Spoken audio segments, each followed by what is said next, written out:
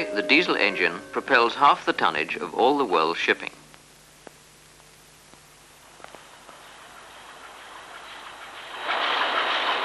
Given good care, the diesel engine provides a maximum of effect on a minimum of oil consumption.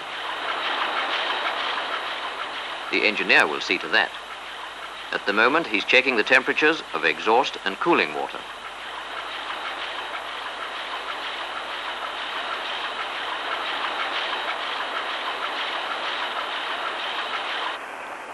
His routine inspection takes him further down to the second platform with the intercoolers for charging air.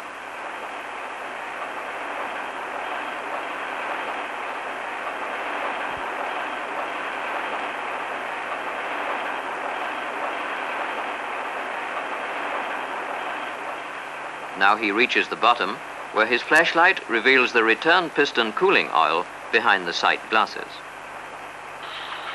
To make a further study of the diesel engine, we leave the engineer and his instruments and put sight glasses on the engine from top to bottom. This reveals the movable parts: pistons, piston rods, crossheads.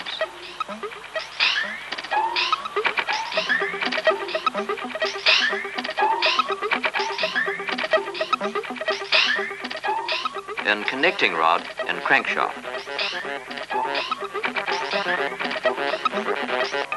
This sectional view shows the function which the most important parts of the engine have to perform.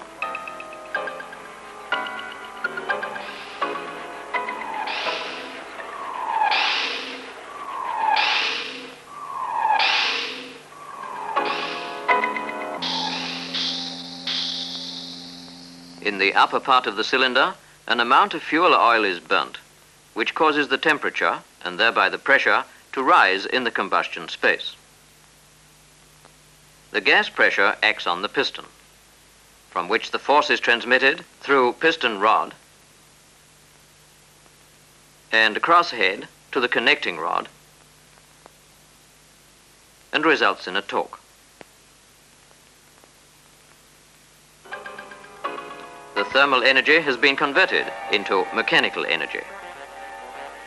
In an arbitrary piston position during the working stroke, the crosshead is exposed to a vertical force from the piston rod and a force in the direction of the connecting rod, which together result in a horizontal force.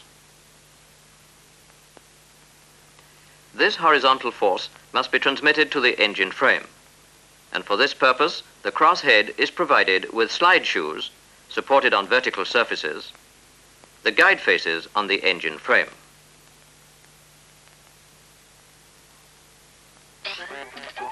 Powerful forces are at work in a big marine engine, and accordingly, the engine parts are of big dimensions.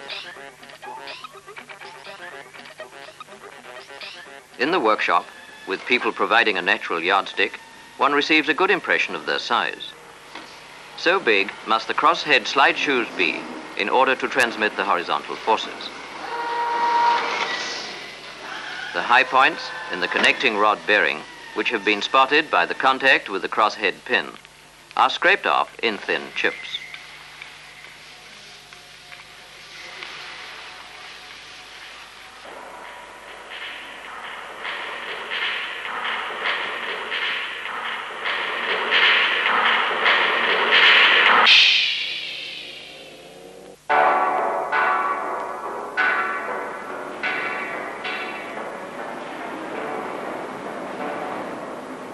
To provide tightness against the high pressures, the piston is fitted with piston rings.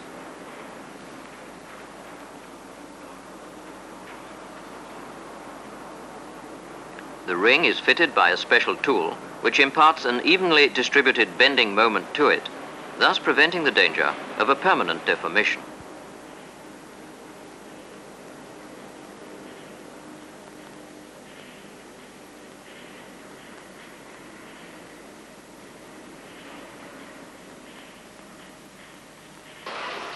The cylinders are not easily overlooked either.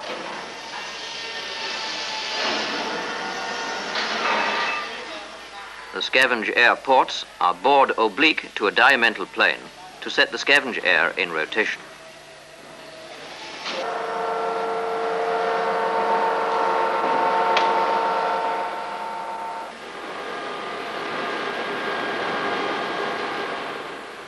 The crankshaft is so big that to facilitate manufacture and installation, it's made in two halves, which are bolted together later.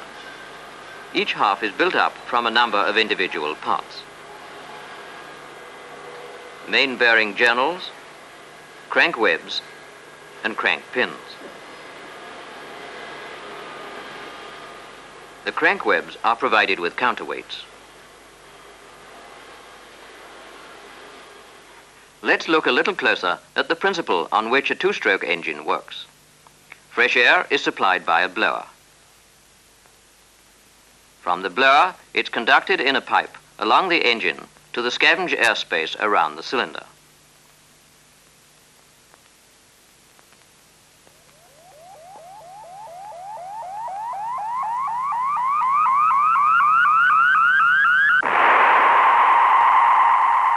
When the piston approaches the end of the downstroke, the exhaust valve opens, the scavenge air ports are uncovered, and fresh air flows up through the cylinder. Exhaust valve and scavenge air ports are then closed, and during compression, the air is heated for ignition of the injected fuel. The combustion increases the temperature and thereby the pressure which drives the piston. The exhaust valve opens, the pressure falls, and the combustion products are expelled. The air is again compressed. Fuel is injected, ignited. The gases expand. The exhaust valve opens, then the scavenge air ports. The cylinder is scavenged, and the cycle is repeated.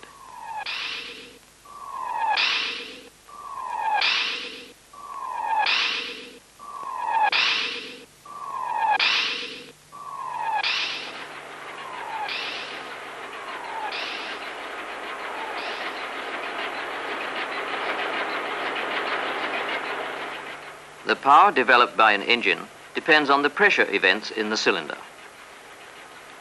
The pressure events can be recorded by means of an indicator connected to an outlet from the combustion space.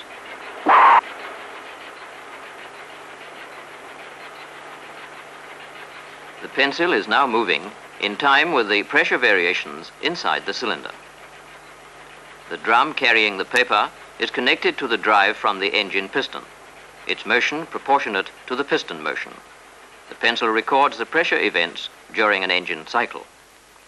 The construction of the indicator is simple. Through a duct, the gas pressure is transmitted from the combustion space and acts on the indicator piston moving inside a small cylinder.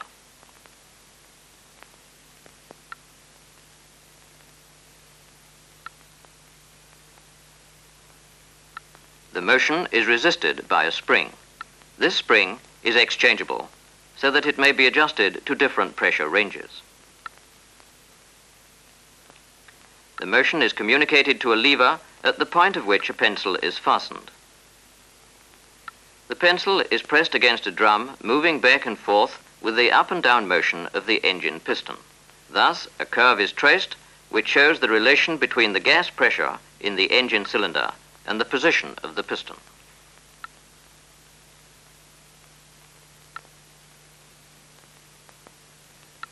The output of an engine is dependent upon the relation between pressure and volume in the cylinders during compression, combustion, and expansion. For each separate cylinder, the indicator traces a curve, the so-called PV diagram. The diagram shows that the pressure is almost equal to the scavenge air pressure when the scavenge ports are uncovered. The exhaust valve and scavenge ports are then closed. The air is compressed, and when the fuel is injected and ignited, the pressure will rise rapidly and remain at maximum during continued injection. After injection, the pressure in the cylinder falls to exhaust pressure, and during the exhaust period to scavenge air pressure.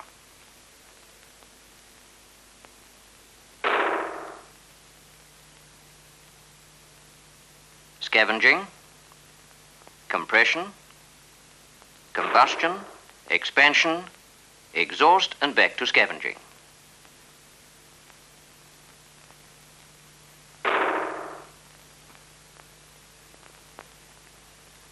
The characteristic pressures are approximately a compression pressure of 54 kilograms per square centimeter, maximum pressure 66, exhaust pressure 8, and scavenge air pressure 1.75 kilograms per square centimeter. From the indicator diagram, the indicated output may now be computed. At an arbitrary position of the piston during the compression stroke, there is a certain pressure, P, acting on the piston top. If the piston travels a short distance further, corresponding to delta V, and if we ignore the minimal change in pressure, the amount of work done, delta A, will be given by the pressure multiplied by the change in volume, or P times delta V. This work is represented by the area below the part of the compression line corresponding to delta V. And the same applies to every single part of the compression curve. That is to say that the whole area below the compression line represents all the work that the piston must perform to compress the air in the cylinder. During the expansion, the piston pressure acts in the same direction as the piston is moving, so therefore the piston receives an amount of work, and it will be seen in the same manner as before that the amount of work received is represented by the area below the expansion curve. The amount of work transmitted to the piston during a full engine revolution must therefore be the difference between that delivered during the compression and that received during the expansion.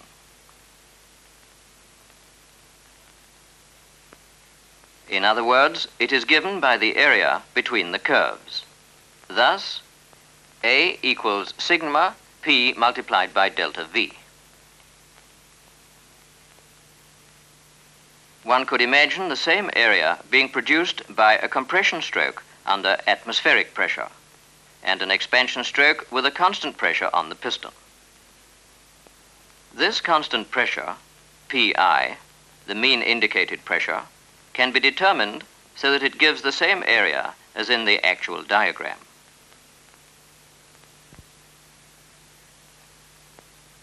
In calculating the power, it is a great advantage to have to reckon only with a constant Pi during the expansion stroke, instead of the actual varying pressures in both the compression and the expansion strokes. The work in kilogram centimeters for one revolution will thus be A equals Pi multiplied by Vs, where Vs is the full stroke volume in cubic centimeters, and Pi the mean indicated pressure in kilograms per square centimeter. There is one working stroke in each revolution, so if we multiply by the revolutions per second, n over 60, we get the work in kilogram centimeters per second, that is to say, the power. Instead of Vs, we substitute the piston area multiplied by the stroke length, that is pi over 4 multiplied by d squared multiplied by s cubic centimeters. To arrive at the output in horsepower, 75 kilogram meters per second, we have to divide by 7,500, and we thus have the equation for computing the horsepower developed in each cylinder of the engine. To take an example, an engine with a Pi of 9.5 kilograms per square centimeter, a piston diameter of 84 centimeters, a piston stroke of 180 centimeters, running at 110 revolutions per minute, will have an indicated output of 2,300 horsepower per cylinder. The largest force acting on the piston is the highest combustion pressure less the atmospheric pressure on the underside of the piston multiplied by the piston area, or 65 multiplied by pi over 4 multiplied by 84 squared. That is 360,000 kilograms.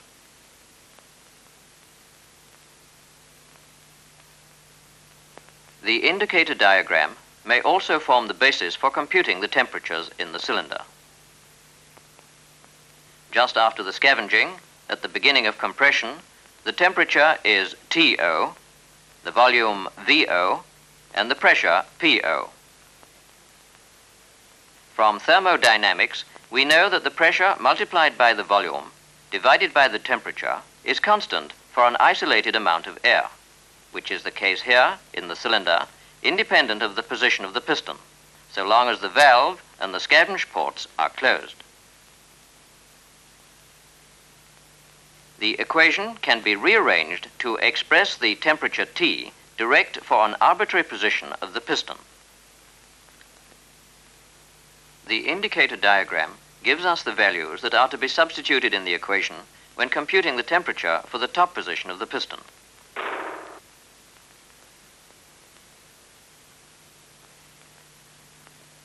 Substituting the initial temperature, 350 degrees Kelvin, the initial pressure, 1.75 kilograms per square centimeter, the initial volume, 950 liters, the pressure in top position, 54 kilograms per square centimeter, and the compression volume, 78 liters, we find the temperature to be 890 degrees Kelvin.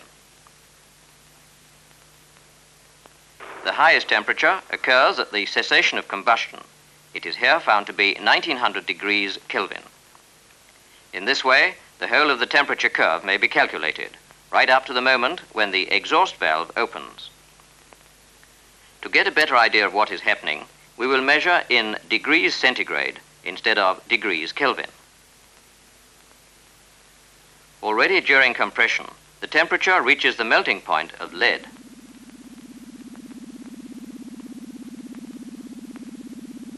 During the first part of the combustion, the temperature reaches the melting point of aluminium.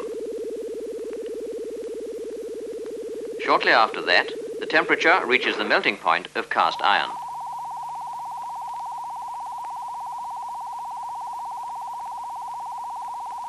The high temperatures in the cylinders even exceed the melting point of steel.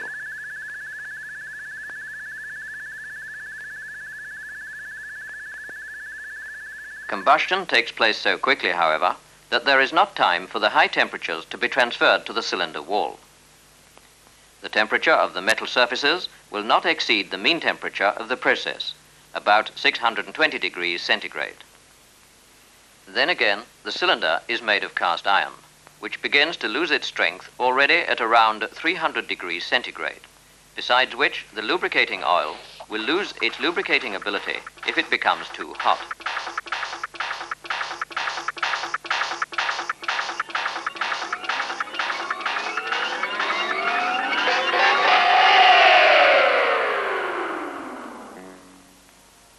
It is therefore necessary to provide efficient cooling, partly with oil or water led through the piston rod up into the piston itself, and partly with water circulating through the cooling jacket around cylinder and cylinder head. If a cooling water temperature of about 70 degrees centigrade is maintained, we can prevent the temperature on the inside of the cylinder wall from exceeding 300 degrees centigrade. This is possible because there is a drop in temperature as the heat passes from air to metal.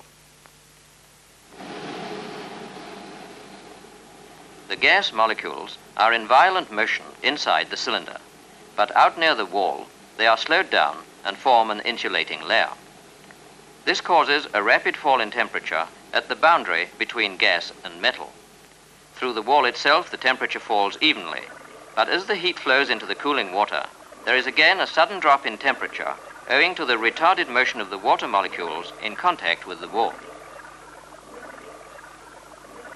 The mean temperature of the gas is 620 degrees centigrade, and the cooling water is kept at 70 degrees centigrade. It is possible to calculate a thickness of iron that offers the same resistance to heat flow as the boundary resistance between air and cylinder wall, and similarly a thickness of iron that corresponds to the boundary resistance between cylinder wall and water.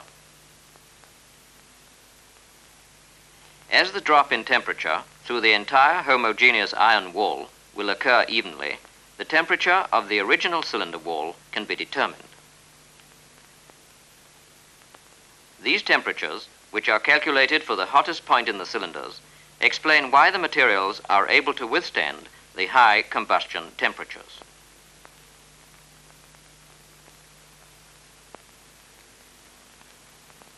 The indicator diagram shows that the combustion in the cylinders occurs within a fraction of the time of a revolution.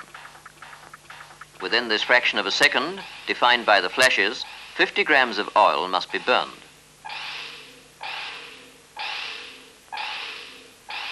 A strong atomization of the oil is a condition for the short time of combustion.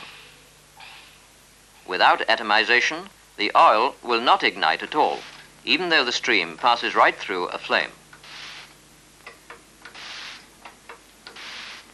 If the pump pressure is raised to 80 atmospheres, the oil is more finely atomized, but not enough to ensure reliable ignition. At a pump pressure of about 200 atmospheres, the atomization is so good that all injections are ignited. At the same pressure and continued injection, a flame is formed. But the flame soon dies out owing to lack of oxygen. Not until air is admitted through the pipe in the lower part of the picture can the flame be kept burning. The flame is formed some distance from the nozzle. The distance between nozzle and flame is about 4 decimeters. This corresponds to an interval of 1/400th of a second from the start of injection to the start of ignition, the delay period. In the hot engine, the ignition delay is approximately half.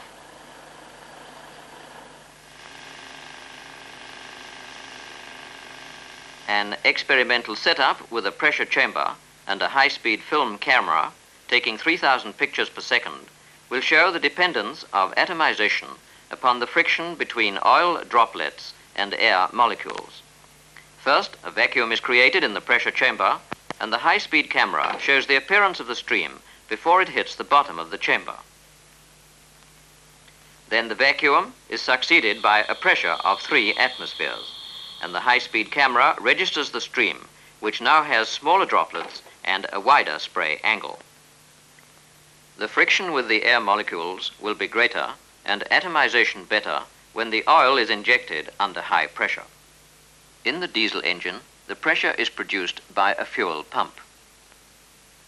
The oil is taken in through a ring chamber, from where it is drawn out into the pump barrel, connected by a hole in the front of the plunger to a milled out recess in the plunger. The oil flows from the pump through a filter to a closed duct in the fuel valve.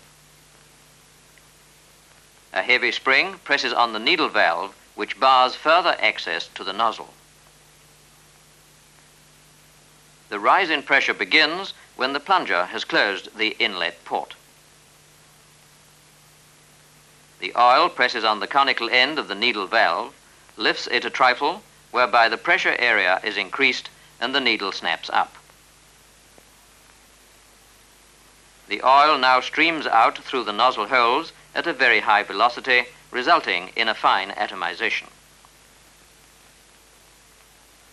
When the helical groove of the plunger passes the inlet port, the oil may flow freely back into the ring chamber during the continued movement of the plunger. The moment the plunger uncovers the inlet port, the oil pressure falls and the valve spring snaps back, pressing the needle into its seat so that it shuts off access to the nozzle. The helical groove on the plunger makes it possible to regulate the amount of fuel. If the plunger is turned in one direction, the useful stroke of the pump will be increased. If turned in the opposite direction, it will be reduced. Not all the energy contained in the oil results in mechanical work. The process incurs losses. The losses may be localized by drawing up a heat account, a heat balance. For instance, for this engine, which is erected on a test bed and provided with the necessary measuring instruments. The engine is receiving a final checkup and adjustment.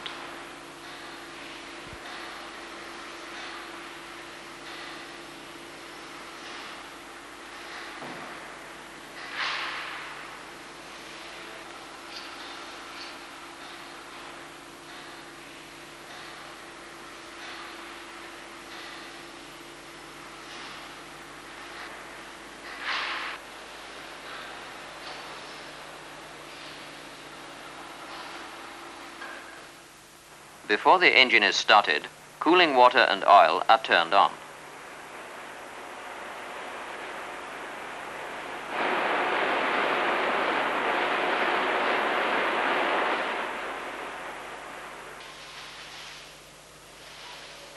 Also, compressed air is needed for the starting.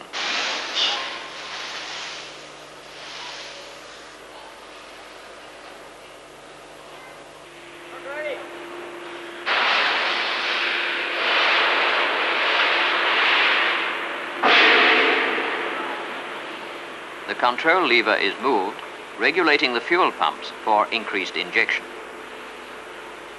The speed of revolution is rising.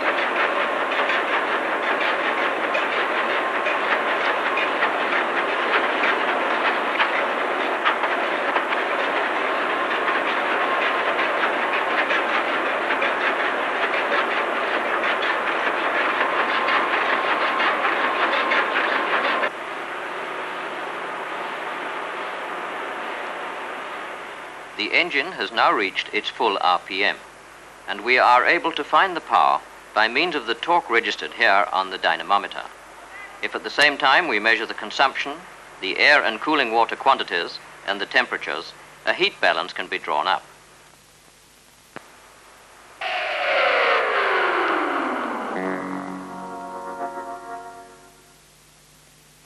Let us imagine the engine as being isolated in a box. The energy admitted to and rejected from the box is ascertained for use in the heat balance. Whatever else happens inside the box is irrelevant to the heat balance. Energy is admitted from the fuel tank in the form of fuel oil. Thermal energy is carried away by the heated cooling water. Thermal energy is also carried away in the hot exhaust gases. And mechanical energy is absorbed by the dynamometer. If by weighing we find the amount of oil consumed in 10 minutes to be 450 kilograms, we are now able to calculate the thermal energy admitted per second. It will be 450 kilograms divided by 600 seconds multiplied by the calorific value of the oil, 10,000 kilocalories per kilogram, giving 7,500 kilocalories per second. The energy produced is determined by the speed of the engine, 110 RPM, and the brake torque registered on the dynamometer as 111,000 kilogram meters.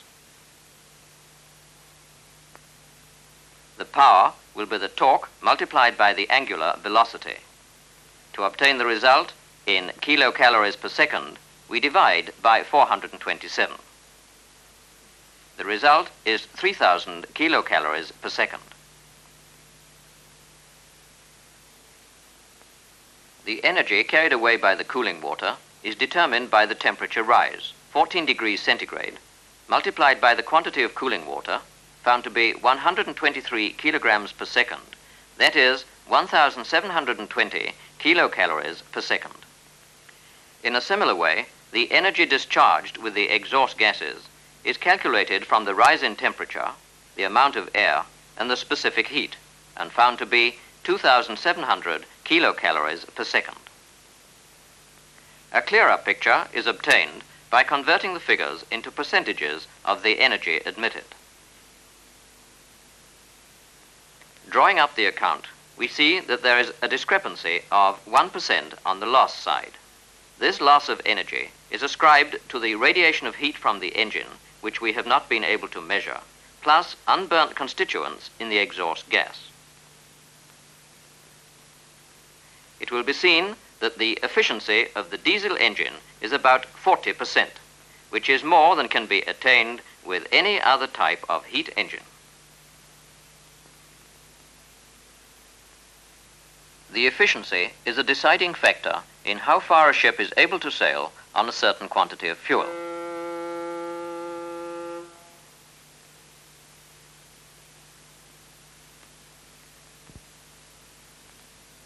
If a diesel motor ship can sail 2,000 nautical miles,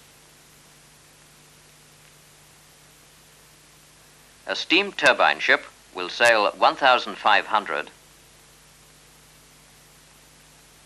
and a ship with gas turbine 1,000 nautical miles on a given quantity of fuel.